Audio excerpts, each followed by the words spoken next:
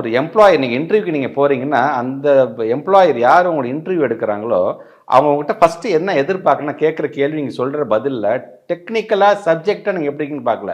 98.5% பேருக்கு அவன் எதிர்பார்க்கறது உங்களோட இங்கிலீஷ் எப்படி இருக்குது, நீங்கள் ஃப்ளூயண்ட்டாக பேசுகிறீங்களா அப்படின்னு தான் பார்க்குறான்.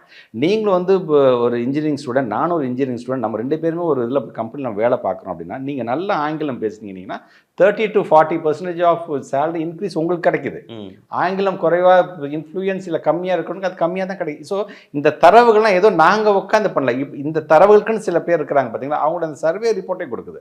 ஸோ இப்படி நாங்கள் உலகம் சார்ந்து ஏன் இப்போ 70% எம்ப்ளாயீஸ் வந்து எது சார்ந்து இன்னைக்கு வளர்ச்சியை நோக்கி போயிட்டு இருக்கு மாதிரி இன்ஃபர்மேஷன் டெக்னாலஜி, ஃபினான்ஸு, பயோடெக்னாலஜி, இது எல்லாமே பார்த்தீங்கன்னா 70% எம்ப்ளாயிஸ் ஆங்கிலம் சம்பந்தமான சப்ஜெக்ட். இது எல்லாமே நாங்கள் இதை நோக்கி இதில் எவ்வளோ சப்ஜெக்ட் எக்ஸ்பர்ட்ஸாக உருவாக்க நாங்கள் போயிட்டு இருக்கும்போது சம்மந்தமான ஒரு மொழி, இந்த மொழியை கற்றுக்க அந்த கம்பல்ஷனை கொடுக்காதீங்க அப்படிங்கிறத